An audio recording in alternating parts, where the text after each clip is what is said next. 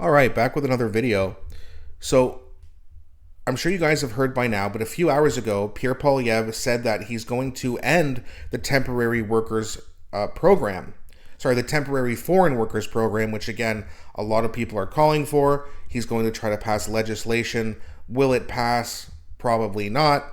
But it just shows that he's going to be trying to get something done here. And if he does become prime minister, especially with a majority, it will be coming to an end. So Jingle, he posted this. Go give him a follow. He's a good young Canadian, conservative man, does good work. So give him a follow on X.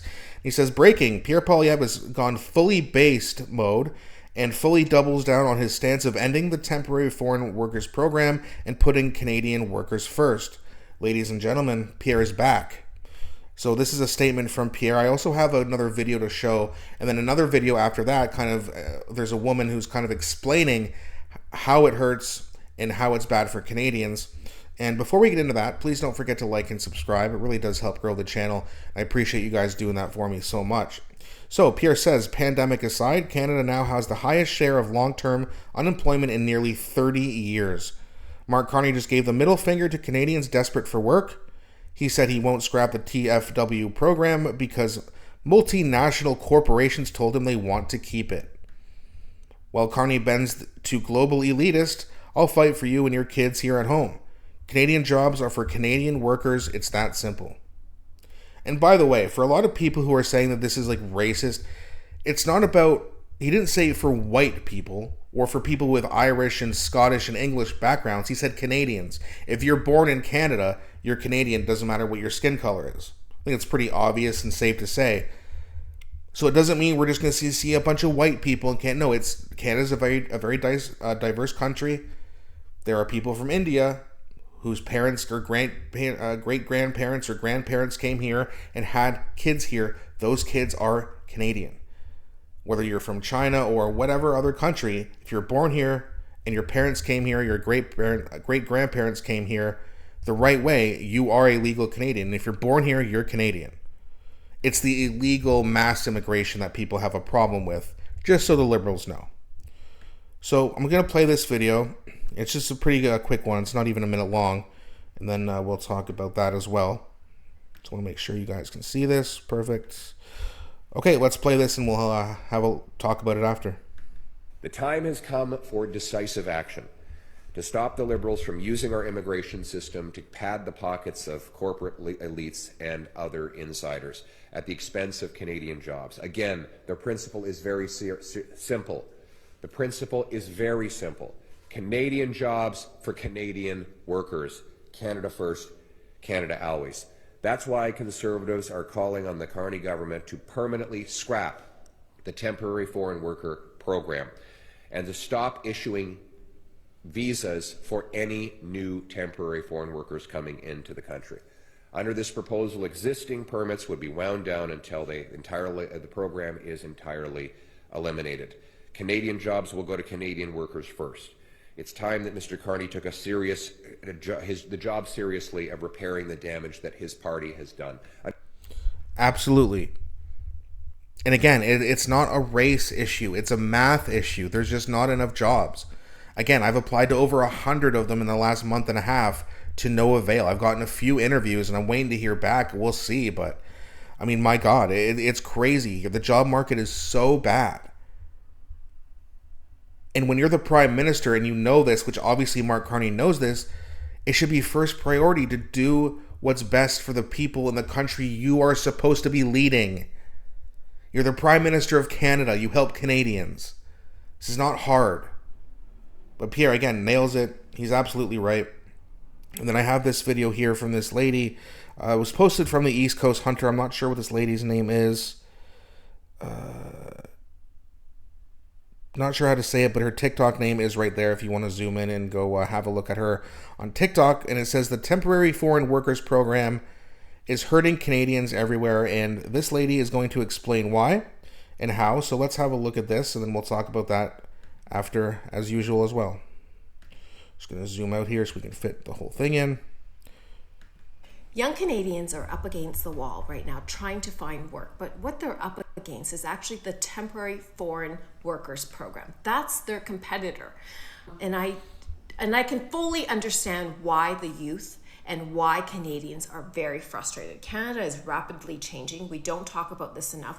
And I actually have not gone down this rabbit hole until now. I've been reading my comments. You guys have all talked about this for a very long time. And I decided today that I would actually investigate, spend the time to do my research. So here we go. The jobbank.gc.ca, so this is a federal government site, currently has 4,200 jobs that have been approved that fall into this program. You can argue, okay, those jobs are probably not what Canadians want. They need to fill those jobs with temporary foreign workers. This is what's interesting. There are two. And so, sorry to cut her off, but that's what people are always saying. It's like, there's, people who work in mushroom farms, and, the Canadians don't want to do those jobs because they're dirty and they stink, and, growing mushrooms is not a fun job. But that being said, it's like, they're not just bringing them in here for those types of, they're working everywhere. We all know and see it. It's not just the crappy jobs. They're getting a lot of the jobs, and it's taking away from us. And again, if you are the Prime Minister of Canada, Canadians should be your priority, not temporary foreign workers. I can see it in very rare situations where there are dirty jobs. If the company cannot get Canadian workers, then you can do that. But not just resorting to it always, all the time for every job. It's not right, and it's hurting us. And this is just a quick search. I decided to see what was offered in Alberta. There's about 800 jobs that fall into this program. 2 jobs that just stood out right off the top. 2 general practitioners. One at the Bonnie Doon Medical Center, the other at the Eastgate Medical Center. Both jobs were looking for a general practitioner, GP, a family doctor. They're willing to pay between $250,000 to $400,000 annually. You mean to tell me you couldn't find a Canadian-born, Canadian-trained family physician?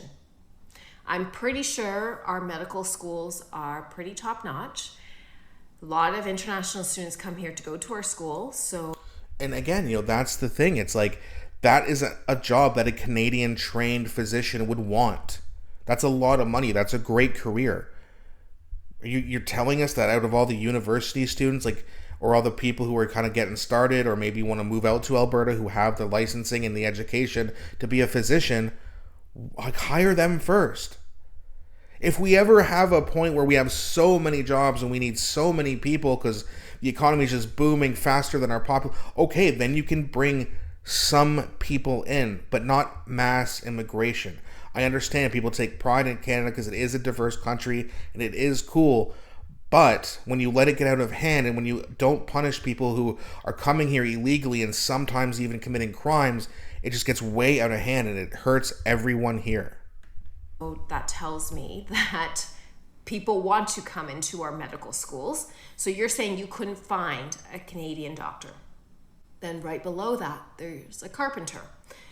For a construction company, they're willing to pay $36 an hour. I have friends that are carpenters that make between $35 and $45 an hour, depending on the degree of their skill level and the time in the industry. You're saying that you couldn't find someone, a Canadian, that would be interested in that role? Well, the problem is they're not even looking, right? They're not even looking for Canadian workers. Again, my whole thing is I really do believe there's a plan in place to get rid of and destroy the middle class so that they are dependent on the government and therefore they'll never get voted out. These guys are communist wannabes. They want you reliant on them so that they can control everything you do. They can censor your speech, which obviously they want to do with Bill C-63. This is a nightmare. And the liberals are totalitarians. That's what they've become. They're not liberal anymore. They're totalitarian. They want mass control. And it hurts people. And people don't understand what's going on. And, hey, how can we change things? And, hey, I need some hope again. And that's why I'm here. Because this is what's happening, in my opinion. That's I don't want to say my truth, but I do think that is the truth. And I want people to have hope again. I want them to be able to get jobs. I want them to have careers. And there are careers here. And for some reason, they're not getting hired. The list just goes on. I feel like we're just scratching the surface, and I know there's a lot of other content creators that talk about this. I'm choosing to go down this rabbit hole because I talk a lot about youth and how they can shore up their skills, soft skills, and what else they need to get a job. But they're actually up against this program, and that is their biggest obstacle. My mind is actually blown. So I apologize to anyone that I've kind of brushed off and said it's not a big deal. It is actually a very big deal. It's not okay. That's right. It's not okay, and it's a very big deal, and it needs to change. And again, we need change, we need hope in this country, and we need to get it done before too much damage is done. There's always a point of no return. I don't want us to reach there. I think we still have some time left, but I don't think we have as much as a lot of people think. How much longer does the middle class have if nothing gets better? 10 years at most? I would say even maybe under that, probably around 5 years. If we have an election next year and Mark Carney wins a majority, he'll be in power for 5 years. And again, unless he does something good, which I can barely say with a straight face, we're in big trouble. And if you think you're hopeless now, just wait and see what happens after the middle class is basically gone, with no way back. Now you're reliant, you're dependent, God knows what else. So we need change, we need hope, we need it fast. So please, again, don't forget to like and subscribe, share this video, spread this message, tell people what you know. There's a lot of people who aren't interested in politics or don't think it matters. Spread the message because we need a better future.